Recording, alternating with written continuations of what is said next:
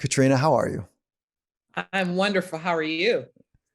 You know, many people ask that question, but they don't really believe it when they ask it. I believe that like you really want to know. So I'll take a moment if you don't mind. Yeah, Yeah, please. yeah, life is really good for me. And I say that I say it in a way where almost I feel like I need to apologize because I understand how hard things are for people. And Hmm. so I say that in a way with great compassion, sensitivity, but I don't know what to tell you. Like life, I feel really good in my life right now. And so, That's a great space to be. I mean, I'm feeling pretty good as well. I mean, there's so many people that are doing worse off than we are, and mm. and we're blessed to have the opportunities that we have, and to be able to sit here and have this conversation. So let me dive right in to there are people that are struggling. And how do you touch suffering? Like, how do you deal with your internal struggles and pain and difficultness? Like, how do you deal with that? Yeah, I think every single person has some difficulties or struggles or inner pain about something or someone. I have been that individual that, when things happen, I move forward. So it's not that I forget about them, but I kind of push them behind me because dwelling and really hovering over it doesn't solve anything. I try to address it, I try to deal with it, and then I move on. I don't forget, but I do move on. And that's how I pretty much live my life. How deep do you go when you're going to touch some of the let me actually be more concrete, right? Is that what are your sources of suffering?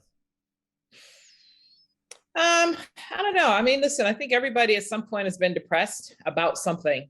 We've all probably hit a level in our lives at some point where it's not where we want it to be, but it's a point where you really have to dig deep and kind of reassess where you are, who you are, and figure out where it is you want to go. I've as a professional athlete and going through multiple transitions of careers, each transition can be difficult because you're moving from a career where you may have been on top of the world, on top of your game, going into another career where you're starting at the bottom, and so forth and so on. You do that over and over again, and it's hard to try to find yourself at the bottom of the barrel again, trying to pull yourself up and outward. And so those are moments I think that I've had challenges in my life with. Um, I lost my parents recently in 2019 and 2020. Mm. And, I was blessed to have them in my life for 51 years. Uh, and so it's difficult, when you wake up and they're not there, or you pick up the phone and you can't call them. So those are moments that I've had, and I'm sure there are millions of other people that have felt those moments, whether it's a parent, a sibling, a spouse, a child, whatever that might be. Um, it's a difficult spot to be in when it's particularly when it's for the first time. So you lost them back to back. Yeah, my mom passed in August of 2019. She had an illness. And then my dad passed away in May of 2020. And we all say from a broken heart. They've been together 64 years, married 60. They met as freshmen in college and, got married after college. And, he really kind of suffered every day that she wasn't there. He was lonely, and he wanted to be with her, and God brought him home to her. So it was difficult, but Mm, mm, he was better off in the long mm, run. better off because of his suffering was so immense without Exactly. her. Yeah, he Mm, didn't deserve to wake up every morning in that kind of mental state that he was in. Even though he tried to act like everything was okay at times, deep down, by the tone of his voice, by his eyes, and by his actions, um, and by his words of him saying how much he missed her. So it's it was tough for us as a kids to watch and to hear, but in the end, it's there's no more suffering for him. whew, okay. Sorry to hear about that loss. I mean, it's still recent when it comes to grief and loss, especially of parents. And where are you in that process right now? Or you feel like you've done some deep work, or you're like, hey, listen, I just worked over it. I drugged my way through it. I over-exercised my way through it. Or like, no, I've been putting in some work. No, I think it's a little bit of all of it. When my mom passed, I immediately, ended up, it was right during the US Open or right before the US Open of 2019. I jumped right back into the Open that year and my duties and was busy the rest of that year and really trying to navigate dealing with dad. I mean, I have other siblings, which was good, but getting him situated and out of the house and, so forth and so on. I would say when he passed last year, it was during COVID. He didn't have COVID. But it was during COVID. So it was difficult. We weren't able to have any services. We've yet to have the memorial. The memorial will now be in September of this year. So there's not yet closure, if you will, on that front. Mm-hmm. But I have dealt with it, and I've had a year and a half uh, to really go inward and speak outward about it, and so I'm in a much better space than I was, say, a year ago. And I know we're starting off kind of heavy. So um, stay with me for just a minute, if I could keep learning about how you do something. Okay. When you feel, because you talked about depression, when you feel depression is one of the most common mental struggles that people feel. And I think the numbers, if my data is correct, it's somewhere between 13 to 15% of adults will have a major depressive episode. And that's a lot. That's a lot of people. And that's in the United States. When you start to feel some sort of depression or sadness, is it more loneliness or is it more agitation? Is it more isolation? Is it like, how do you experience it? And then what do you do with it? Yeah, I mean, I think I would say the first part would be more of a loneliness. With that, I mean, I'm not married. I don't have kids. I have nieces and nephews and siblings and a slew of great friends that I surround myself with here in New York in particular. And so lots of conversation on the phone or last year through FaceTime or any other virtual means that could bring us all together. Yeah, I mean, the sadness, not so much. I mean, it's maybe I exude it around people, but I never really say that I'm sad. I'm never sad. I think Mm-hmm. I just kind of drudge forward. I always have a to-do list, if you will, of tasks that keeps me busy and keeps me focused on doing things. I think last year probably though was the first time I was able to kind of sit still and do nothing for a while when my life was on the road, in and out of airports week in and week out, and in different countries, different cities, week in and week out, and then a complete halt. So I would say it took them a while to kind of deal with just sitting still and figuring out what to do. Then I kind of liked it. I got comfortable with it. I was like, oh, this is nice. This is really nice. So when I started traveling again, I was like, oh, do I really have to go? But I'm back in the swing of things. And for me, it's just about moving forward and surrounding myself with good people. Okay, so there's a context here that I want to make sure that I'm articulating properly, which is I see you as a trailblazer, and I see you as somebody who's been a first in multiple ways, and I see you as somebody who would not escape the darker side of that extraordinary trailblazing experiences that you've publicly demonstrated.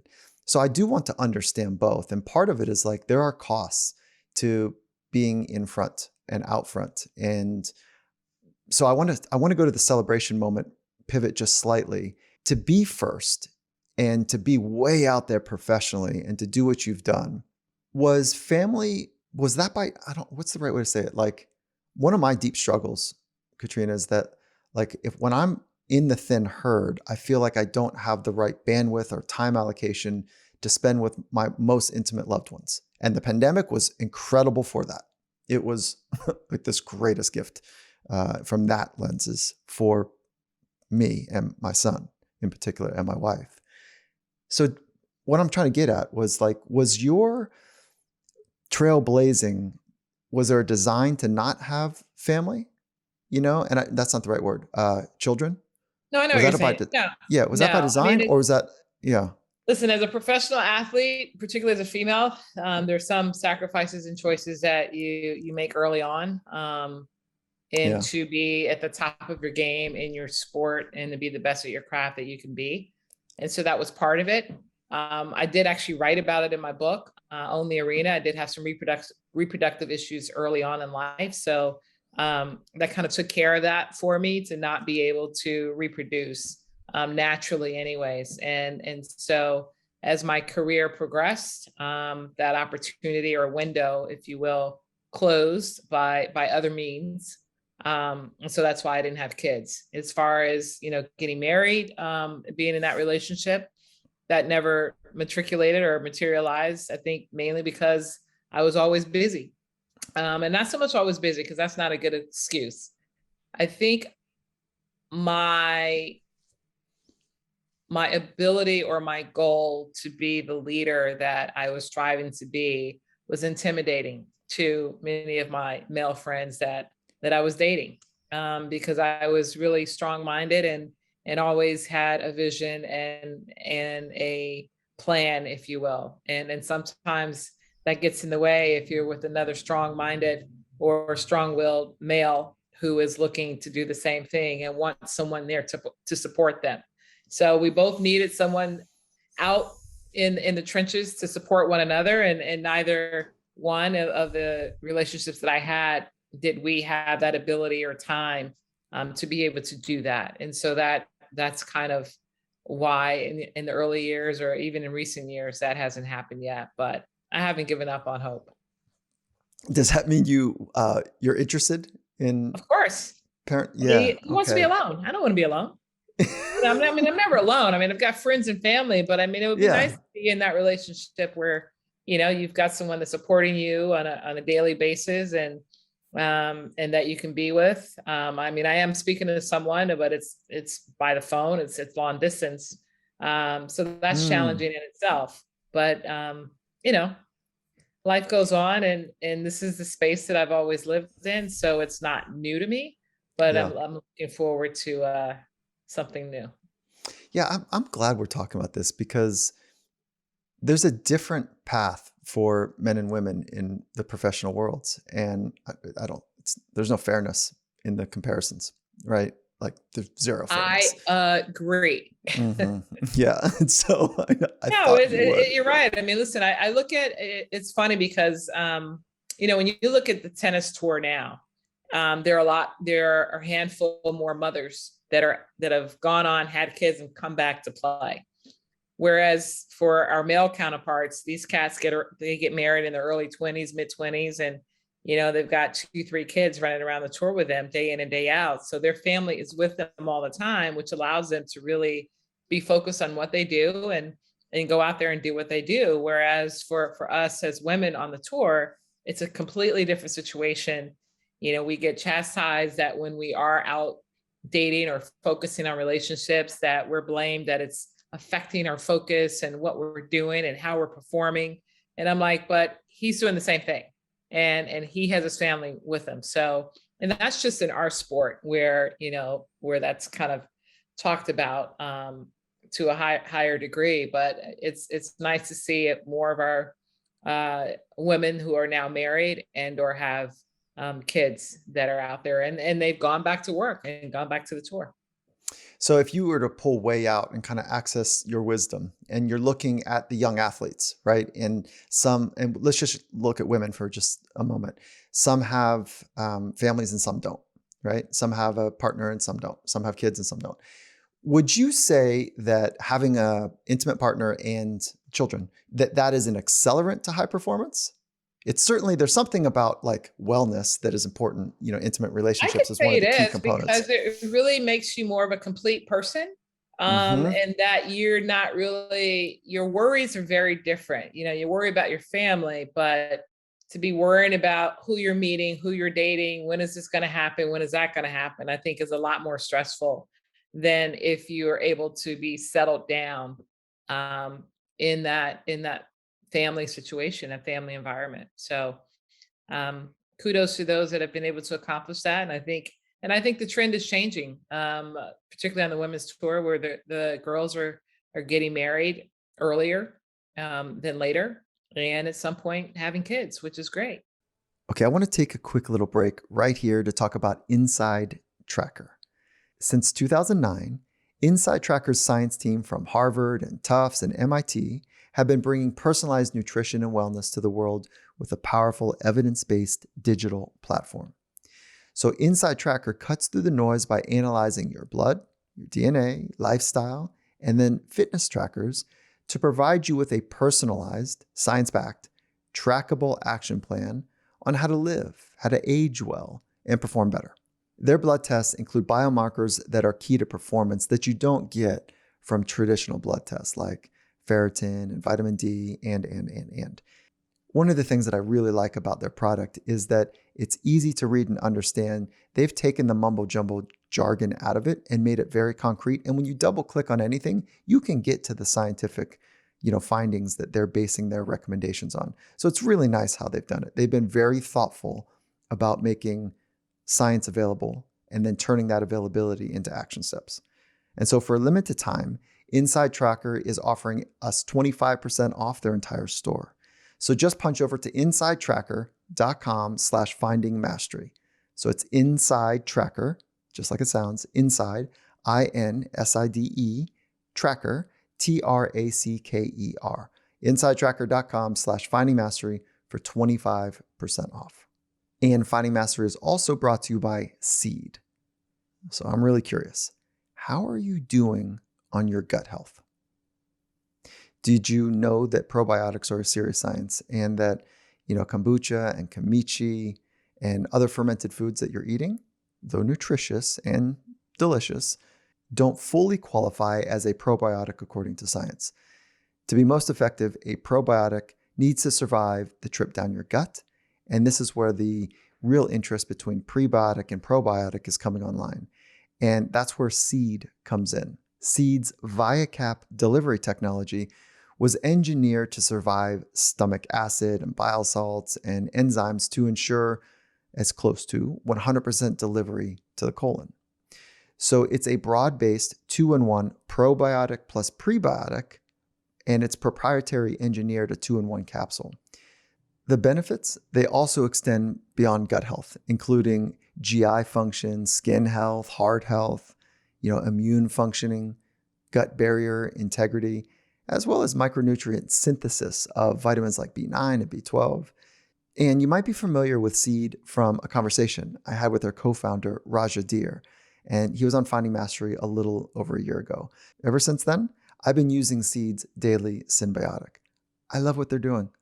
The science, the credibility, the whole thing, the whole package. And so I want to encourage you to go to seed.com/finding mastery and use the code Finding Mastery to redeem 20% off your first month of Seed's Daily Symbiotic. With that, let's jump right back into this conversation. When you think about the reason you wrote your book, what was the reason? Michael, the reason I wrote my book is because people told me I needed to write a book. To be honest with you, I never wanted to write a book. I never had a desire to write a book. I feel that I'm a pretty private person, or at least I have been in my life until I wrote a book. But it was the meaning behind writing the book, as far as telling the story of the blaze that I've trailed and how I did it and how it could help others, how it could inspire others and motivate others. And so that was really why I agreed to writing the book, because I felt that it could help others. I'm all about making a difference. And if I can make a difference in someone's life, then, I'm here for that. And sorry for stepping on your words, because what I was going to say or add to that is that your subtitle is really important, which is getting ahead and making a difference, succeeding as the only one, Right. not being like first. And I think that speaks to authenticity. And the title, can you talk to me about why you chose the title of Own the Arena? And this is going to the trailblazing. This is going to your insights about the compromises that you have and the decisions that you have faced and the path for quote unquote success. Yeah, in my sport of tennis, as an African American or person of color, I was often the only one that was out there playing. and a lot of our events in the suburbs or national events, et cetera. So I was always in that space. And from a very young age, I always walked into a room as if I owned it. I didn't have a shy bone in me when it came to uh, being the one in the center of the room. Maybe that's because I'm a Leo. I don't know.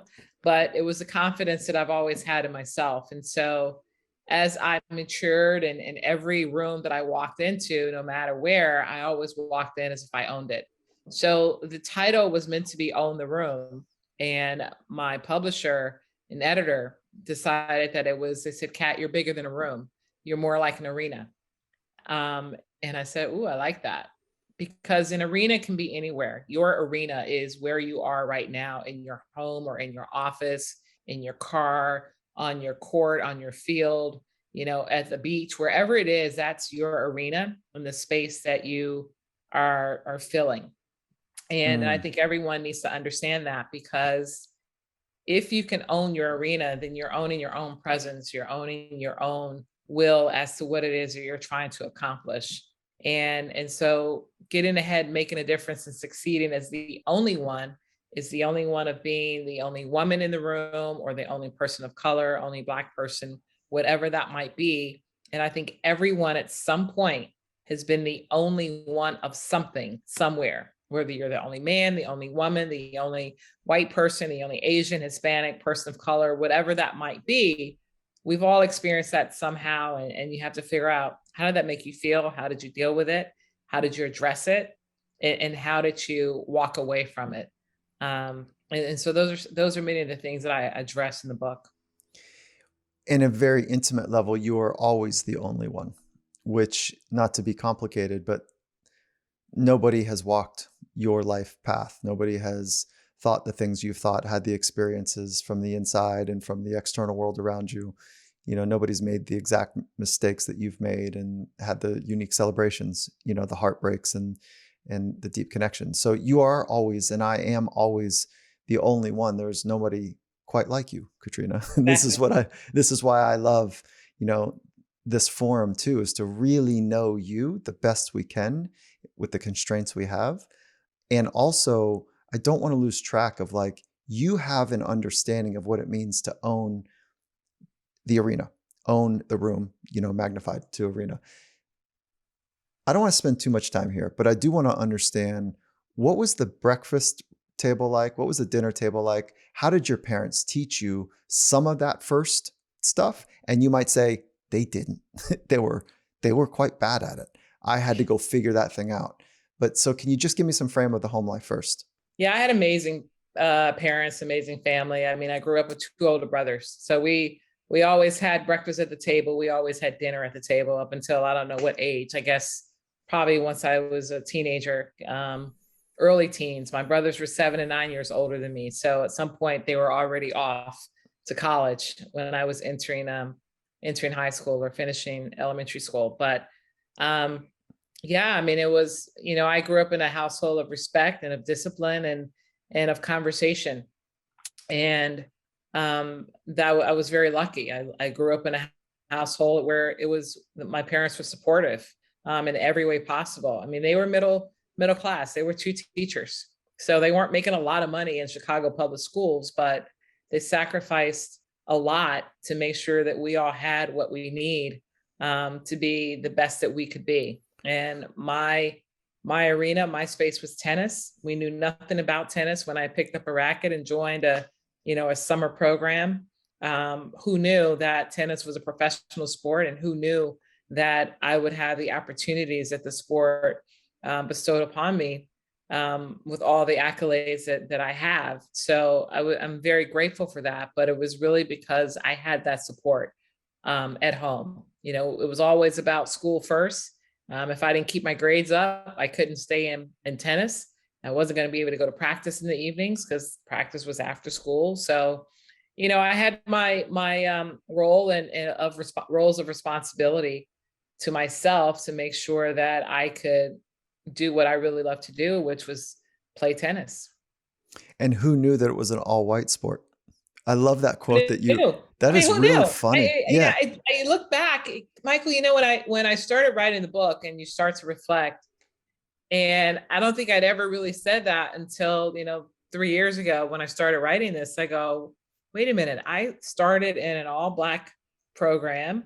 My coach was Black. The next program I went to was Black, so forth and so on until I joined, the citywide program, and I show up and I'm the only one. And I'm like, hey, where is everybody? So, What did um, you do? What did you do in that moment when you looked around? And I mean, it's not all white. That's not the right way to say it, but predominantly, when you looked oh, around no, at no, that first, no, it was all white. You can it say was that. all It white. was okay. It Okay. was outside of me and my dad. But it's I mean, remember, this is the 70s. So it wasn't the first time I was in an all white environment or a diverse environment. I mean, like I said, my parents were teachers. Yeah, my parents were teachers, and we used to go to, they used to go to their colleagues' homes and Uh-huh. for barbecues or what have you, and diverse group. And I'm playing with other, I had white their friends were white, the kids were white, we're playing with them. So it wasn't the first time that I was in an environment that was all Black. Yeah. Let's put it that way. It wasn't like a culture shock, but it No, it was, wasn't. It definitely wasn't a culture shock. I mean, my parents, in the summer times, we used to drive to different places in the summer for holidays back to their home in Mississippi or what have you. So you're driving, you learn about new places. We had a West Coast trip, a Northeast trip, etc. So I was definitely introduced to different cultures at a young age, from going to sporting events, going to museums, etc. So uh, that wasn't strange. It was just odd that I think the first time that I showed up, I was like, where's everyone? Meaning all my other friends that I've been playing tennis with all along. mm-hmm, But mm-hmm. it's about age group. So in my age group, I was pretty much the only one in my group. I was the youngest one in my group at that time. So that made a difference as well. And if you were to title the chapters of your life, not the chapters of your book, but the chapters of your life, if I put you on the spot here as a reductionist question, I understand this, but like, what would be kind of some of the key headers of the chapters of your life? Wow, that's pretty good. I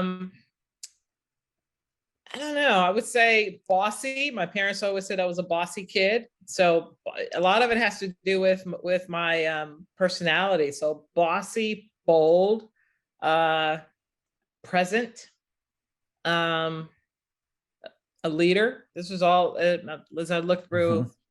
through everything. Athletic, superstar. Mm-hmm.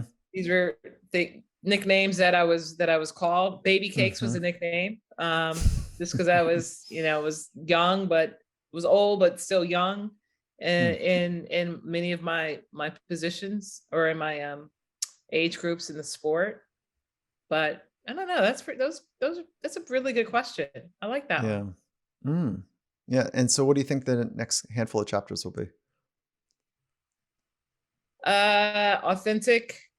I don't know. Authentic is probably a good one, because as you get older, you start to understand who you are and represent from that standpoint. Represent it would be Represented. one.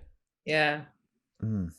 What are some of your first principles, your core virtues that matter most to you that you've earned to say these I've I've paid for these. These are virtues that are real.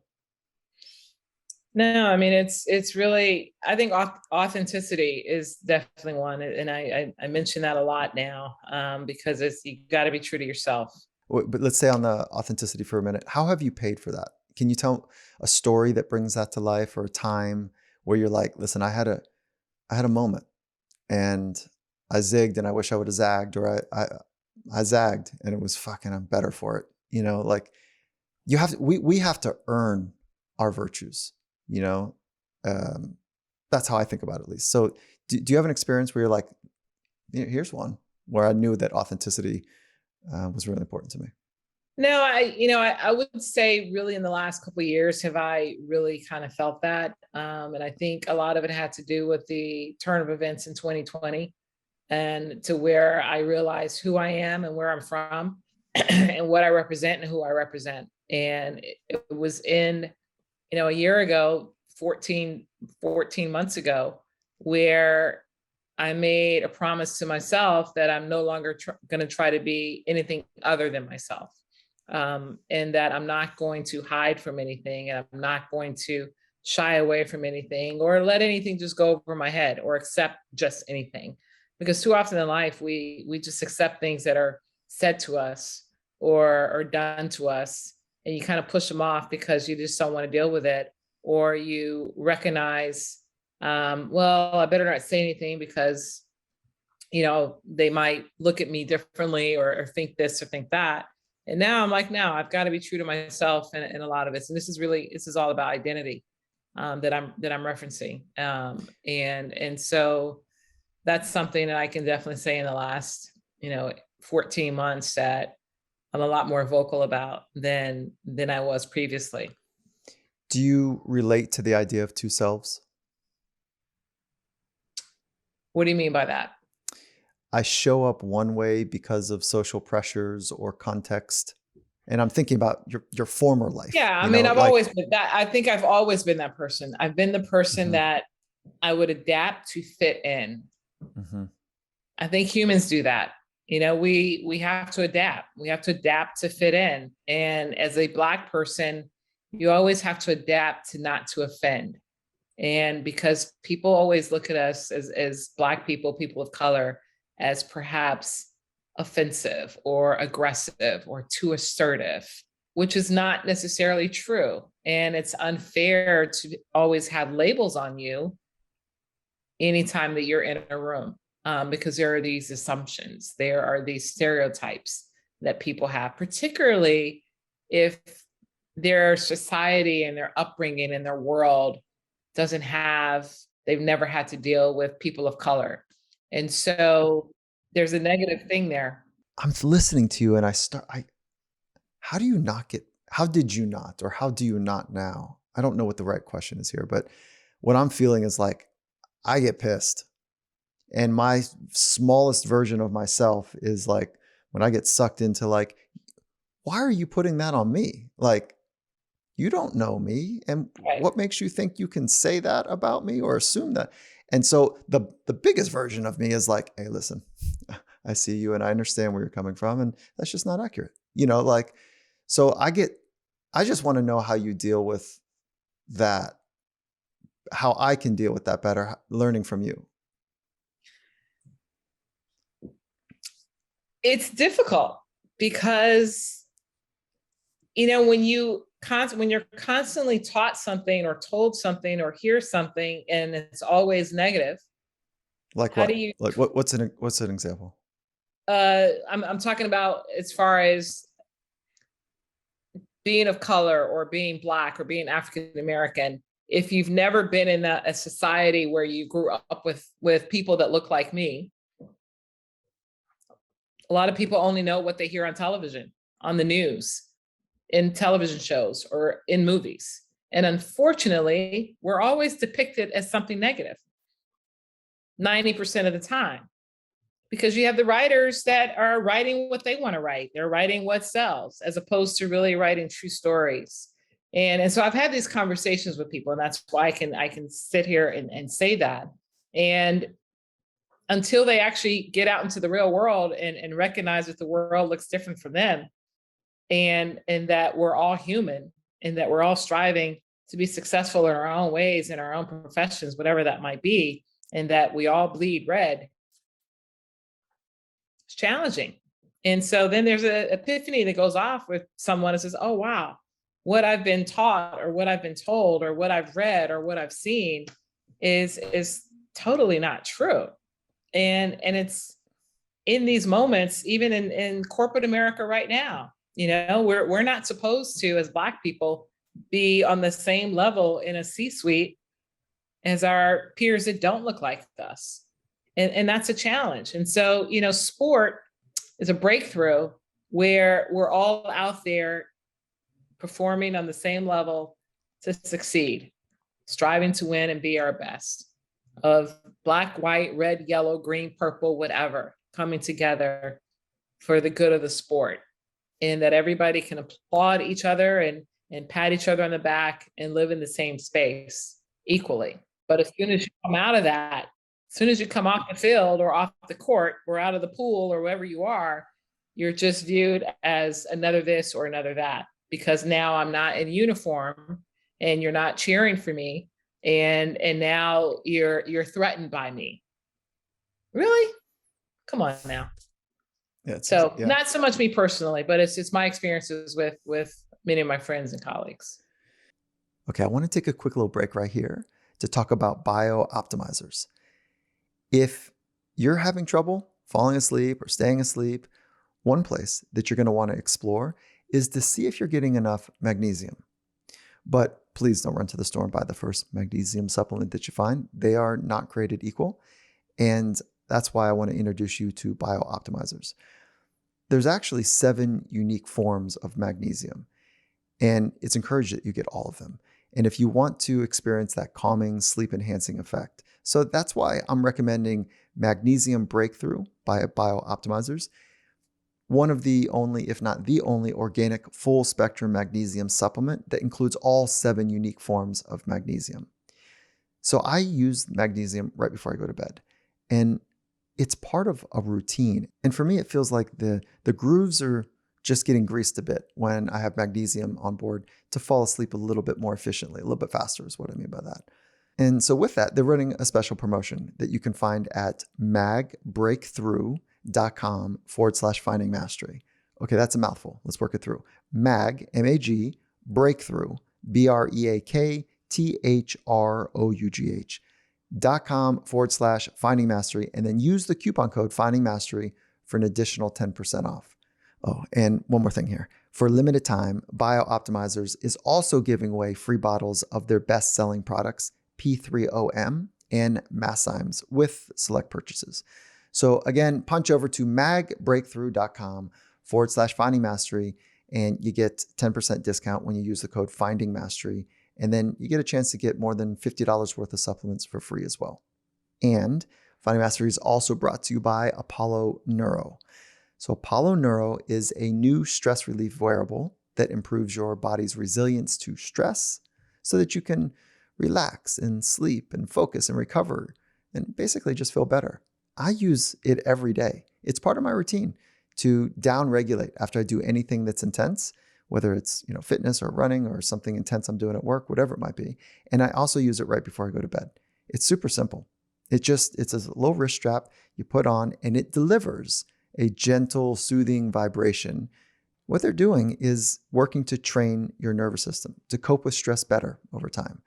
And a recent study at the University of Pittsburgh, they had 38 healthy subjects that participated in a study, and they showed promising findings when they compared Apollo with a placebo and a no intervention group. And so across their research, users experienced 40% less stress and feelings of anxiety. They reported a 10% increase in heart rate variability. That's a pretty cool movement there. And on average, 18% more time in deep sleep, and then 50% faster access to meditative states. How about it? So if you're interested in learning more, I definitely want to encourage you to listen to the recent Finding Mastery episode with Apollo's founder, Dr. David Rabin, and punch over to apolloneuro.com/finding mastery.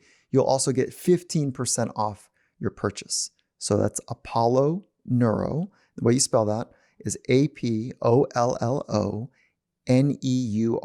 apolloneuro.com/finding mastery for 15% off your purchase.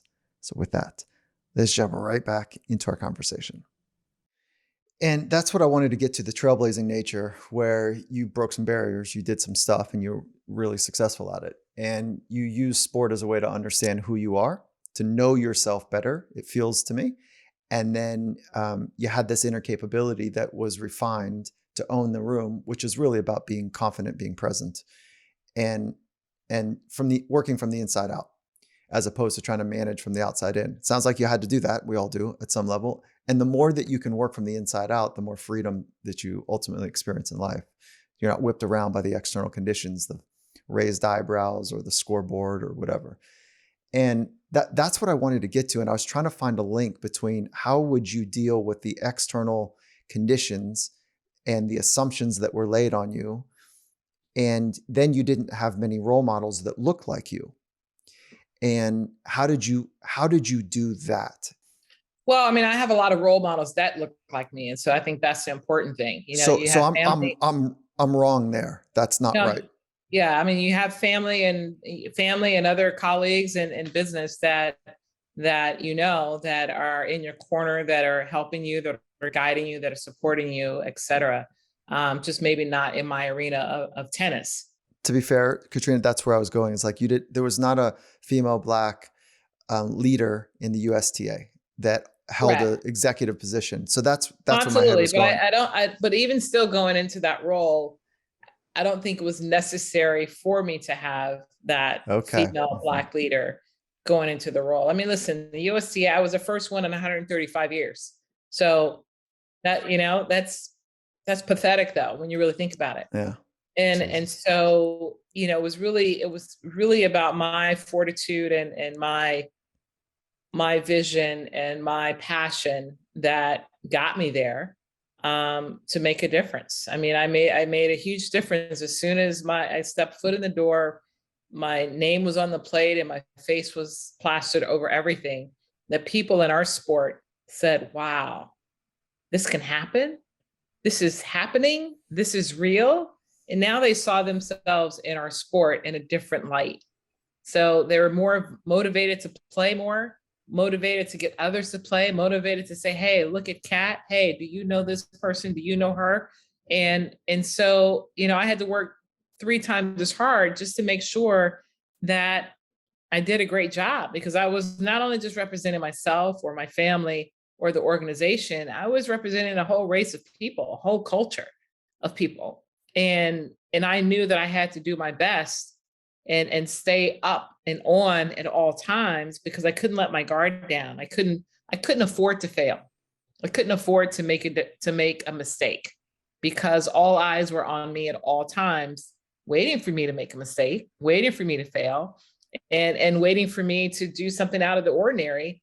And the things that I did out of the ordinary were successful. And so, that's where you lead, and that's where you're able to mentor, and bring others along with you and recognize the space that you're in. And so, being the first, I don't really think I understood the magnitude of it until I was in it, um, because I talked about it every time I was introduced. And I think at some point it really hit me to really feel and know and understand the meaning of that, and what it truly represented. And so I was very fortunate. I had a great team that I worked with at the USTA. The staff was superb. The volunteers around the country were amazing. I had a lot of support. I'm sure there are a lot of naysayers out there as well, but that wasn't my focus. So, to me, is if I kept my eye on the ball, literally, um, I could ace anything that I was doing, because I knew I had a great team, surrounding me and supporting me. Were you play? I don't know how you played as an athlete. Were you more offensive based or defensive based? Oh yeah, I'm a serve and volleyer, so Yeah. that's my attitude, that's my approach.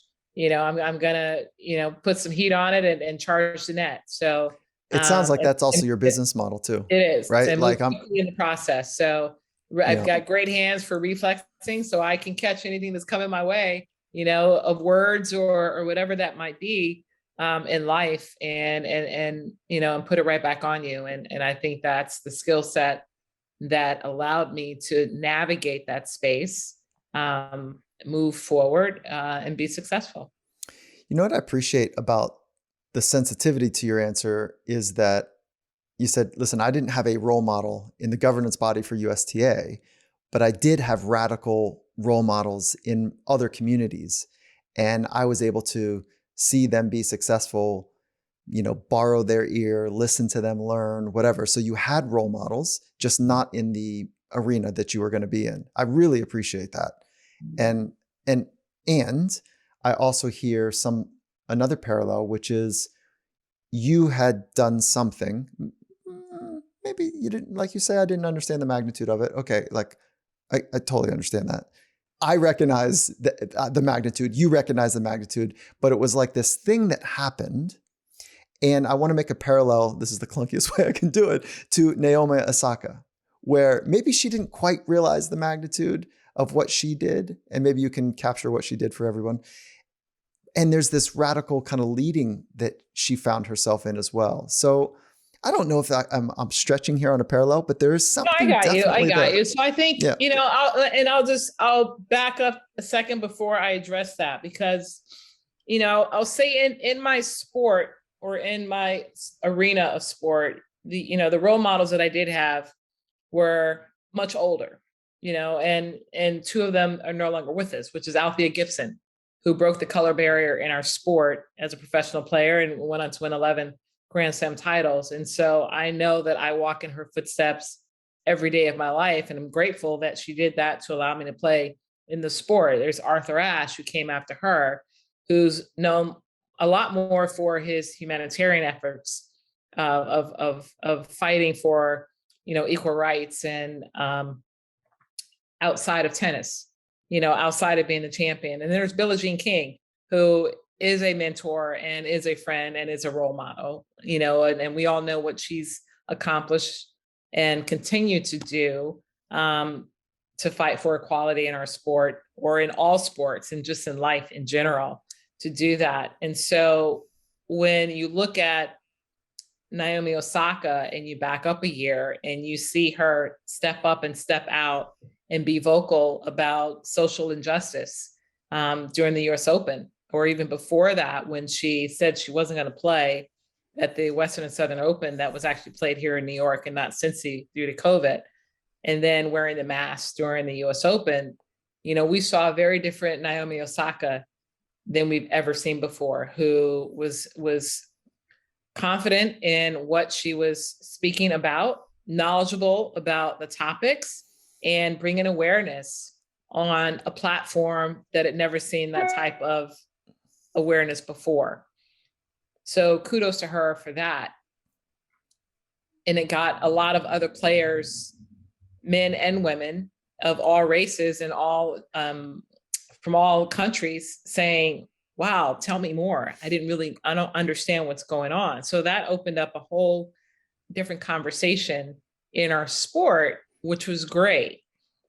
You fast forward a year, and it's around the anniversary of Mr. Floyd's death, and it's the French Open, and she says, you know what, I'm not doing, I'm not going to do the media conferences after my matches. I'll do the encore interviews, but I really have to look after my mental health, blah, blah, blah, blah. And then all hell breaks out for lots of various reasons from different angles, and to the point where she said, okay, I'm pulling out. I didn't say that to really stir up anything, but this is really about what I need to do for myself. Pulled out of Wimbledon, did participate in the Olympics, carried the torch, lit the torch, which is amazing. And now, she's back to the US Open, to defend her title. And so, hopefully she has gotten the help that she's needed and the time that she's needed. But what she did was bring awareness to an issue that's been around for decades, particularly with professional athletes, to where it is, we're told that it is our job to go out and run, jump, shoot, hit, throw, whatever that might be. And who cares about your mental state? Just go out and perform. And she's saying, no, no, no. I'm more than that. I've got to take care of myself so that I can go out and perform and be the best that I can for you. And so there's been other athletes over the years that have spoken out, but they didn't have that platform that we have today. I mean, every day there are more and more platforms, particularly with social media. So people have more and more access to these athletes. And, I go back 10 years ago, maybe more than that, with Marty Fish, who was our top American player, who was having anxiety issues to the point where he retired. He was at the top of his game, finally gotten there, top 10, ready to win a Grand Slam, et cetera. And the anxiety took over to where he literally had to retire from that. And he spoke about it or reminded people of that recently this summer after Naomi spoke out and he put something in Players Tribune. But then you look at the other athletes. You look at Barbara Krejcikova, who won the French Open with Naomi not playing. But she said, look, in my quarterfinal match, I didn't know how I was going to go out and play. I had an anxiety attack. I didn't know. I couldn't go on the court until I spoke to my psychologist. So these players are dealing with this often in our sport and in other sports, as we've seen. And then you saw what happened to Simone Biles at the Olympics and having the quote unquote twisties, which in their sport is dangerous. You could get severely hurt or kill yourself, if you land wrong.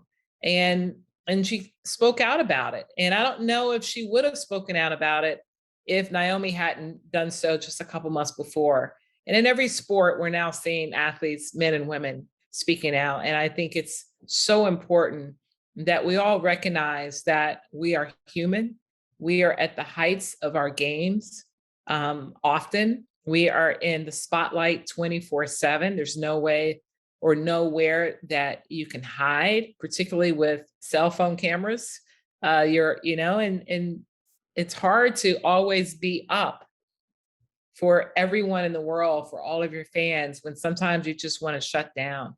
And, I played on the tour for 12 years and I had that, my nickname was Hollywood because I was always out and going and, and upbeat and what have you. But that was in the face of others, not necessarily in my hotel room, where you can just finally let go and shut down and let all that weight off of trying to be someone for everybody else, where you have to be that person for yourself first. And I think a lot of these superstars in particular, these megastars, that's what they're feeling. They feel like they have to always be on for the world, for their fans, for the sponsors and everybody else that they have relationships with. And sometimes they just want to be alone and be in their own little bubble in their space to have a mental break. And so I think that's what Naomi has done in bringing awareness. This is about awareness more so than anything. And I applaud her for bringing that to the forefront. I work with kids. I run the Harlem Junior Tennis and Education Program. And, I've heard some amazing stories, sob stories, sad stories, from kids and parents alike of their situations or their experiences or what they're going through.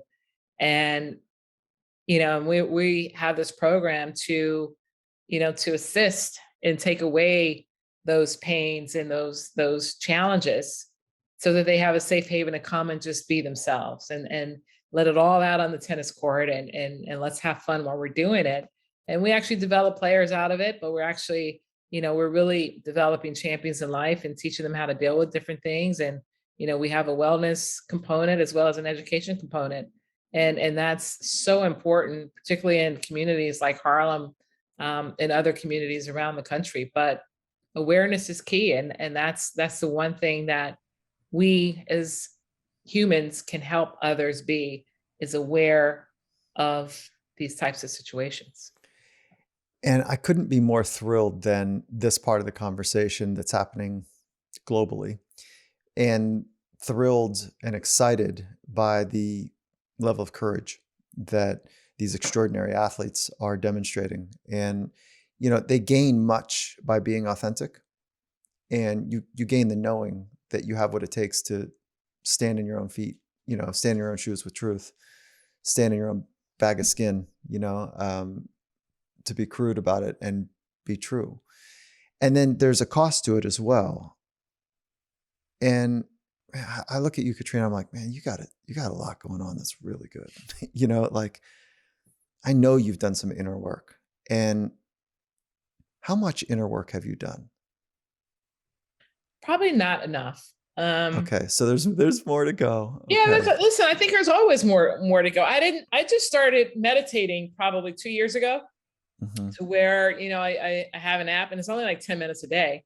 And it's not every day, but it's something that I am conscious of, and I try to do it because I think it's just so important to find that inner peace and that calmness, for if it's 10 or 20 minutes, that kind of rejuvenates you and allows you to feel every bone in your body and feel the breath from your head to your toes and everything in between and just be still because the world is so fast. My life has been fast. My arena is very fast and everything that I do.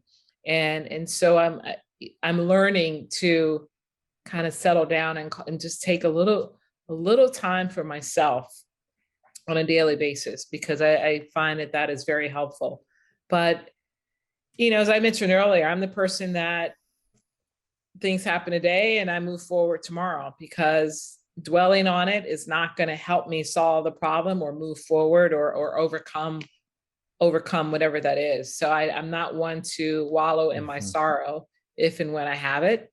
I'm one to just kind of say, okay, that happened for a reason. Let's figure out how to make sure it doesn't happen again, and let's move forward.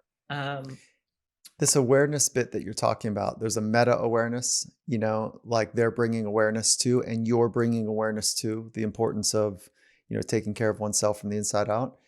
And there's also the skill of awareness, which is becoming aware of my thoughts and my feelings and the way that I work from the inside so that I can pivot and adjust. And I think you've got this interesting balance between awareness and letting go, and what you hinted at it earlier with the skill of fortitude, staying with the long game even when it's hard. And if you keep carrying luggage from all the trips you've ever gone on into the next plane, like eventually it's too hard. There's not enough space and it's just too heavy. Yeah, and I think part of it comes from my training as a tennis player. Right? Let go. I lost One this point at a point, I time. got another point. Yep. You're right. I lost this set, there's another set. I lost this match, there's always tomorrow.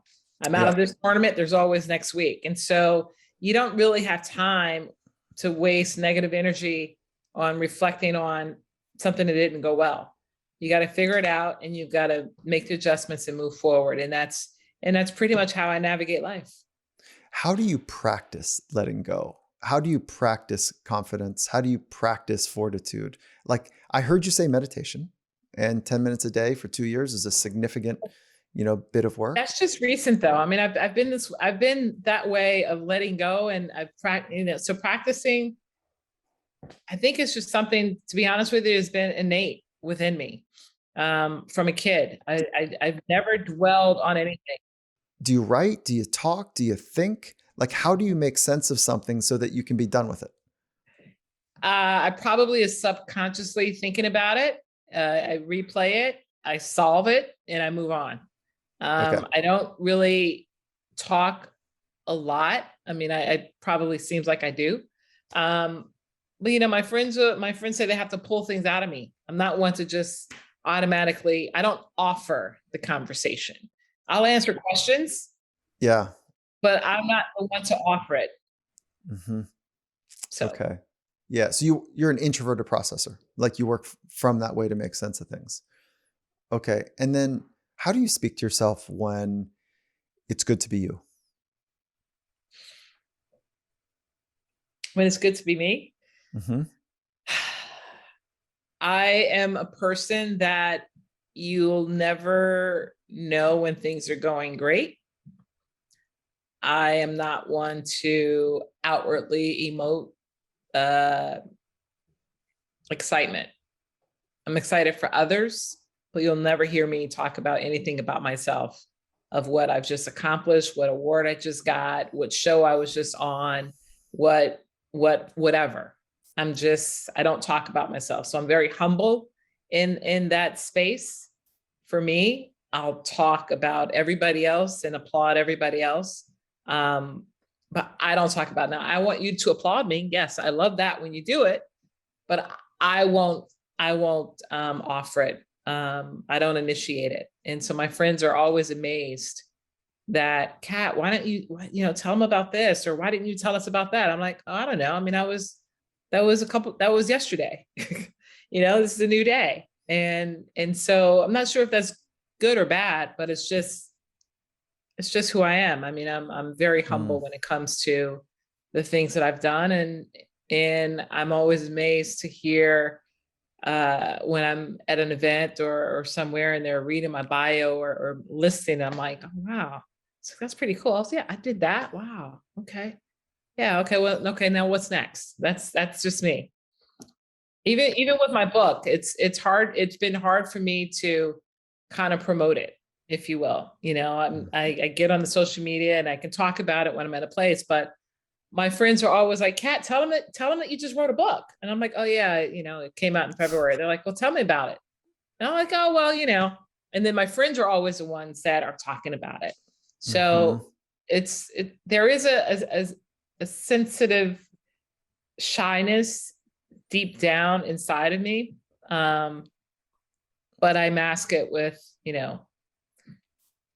being confident and assured of myself. Super. Yeah.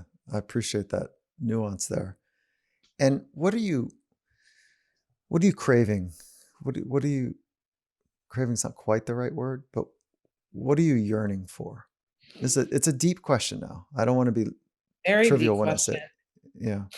No, I get it. I get it. I know where you're going. Mm-hmm. I think everybody wants to be at peace. Everyone wants to be happy. I mean, I want to be at peace and knowing that everything that I'm doing is putting me on track for something greater than what I have. Um, everyone wants to be successful. I mean, I definitely want to be successful. I want to be able to be on that platform that I can talk about all the things that you and I just spoke about with freely and with intent and with purpose, and make sure that my life has purpose and that I'm giving back and I'm making a difference. And that's on so many different arenas and so many different levels. Those are the things that I constantly yearn for, because I don't think that the things that I've done are good enough or have been enough. And so there's always that yearn to do something more, to do something better, to do something greater than what I've done.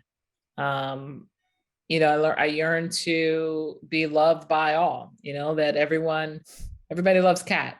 And I have that, which is great, but it's a sense of security, I think, if you will, just for my own ego, my Leo ego that I have, in that regard.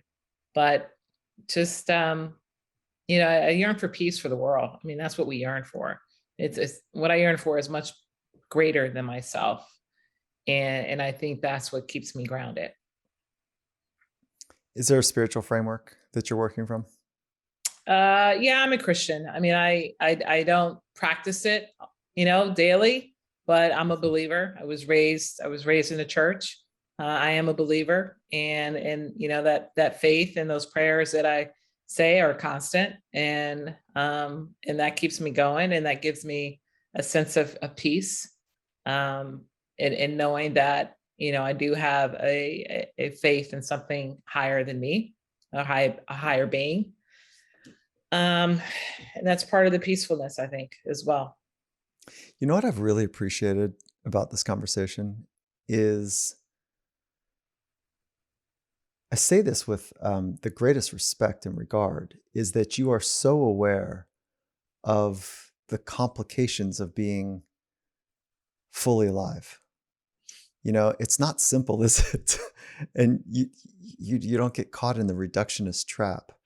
And I think that there is so much more that I'm not able to get to in our limited time. But I'm feeling just how nuanced and how much you appreciate the nuances of being you and being human is involved. And does that feel right to you? Or are you like, no, dude, you missed it. Like, it's really quite simple. Show up and do good, but I feel No, like I mean, I think you hit the nail on the head. I mean, there's, Mhm. listen, life is complex. There's nothing simple about it, but it's how we approach it that simplify it. And that's my focus and how I approach life.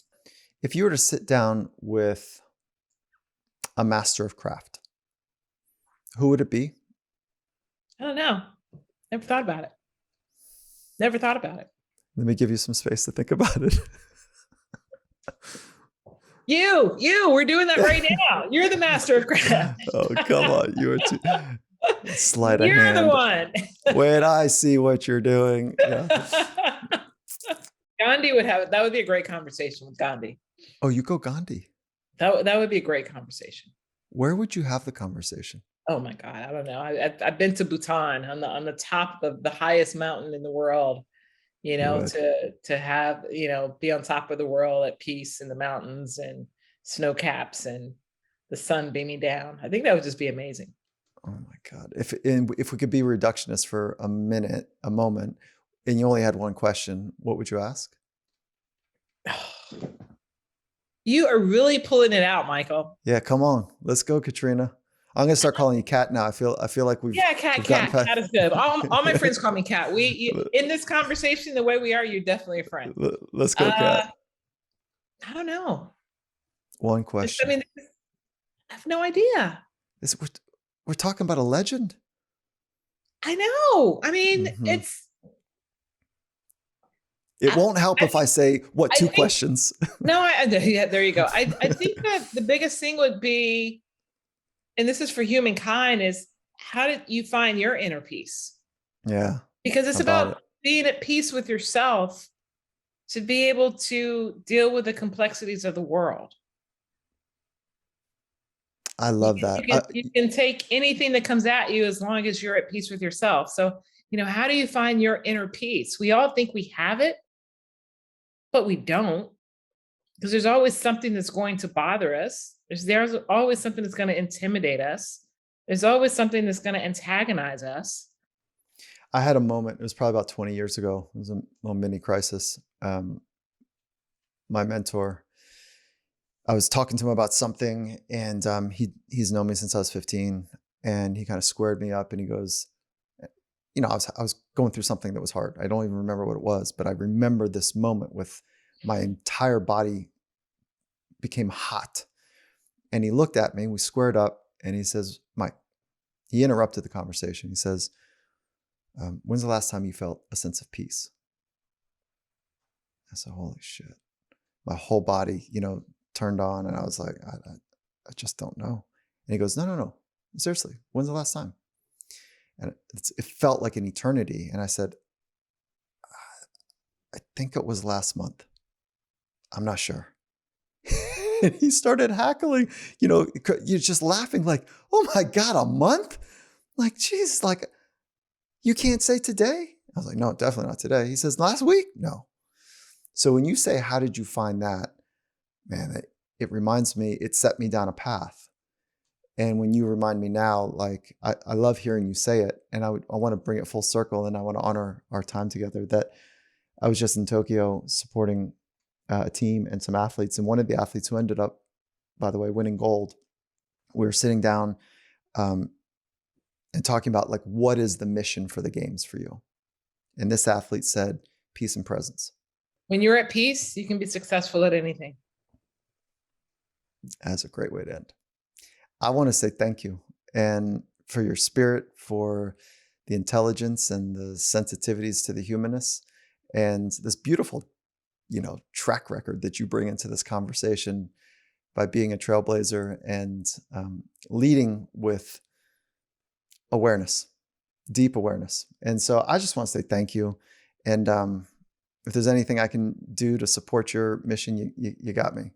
And yeah, thank you. I've enjoyed our conversation. It's very enlightening and inspiring. So I appreciate it. Thank you. How would you name this podcast? What would you name it? Because we went places now.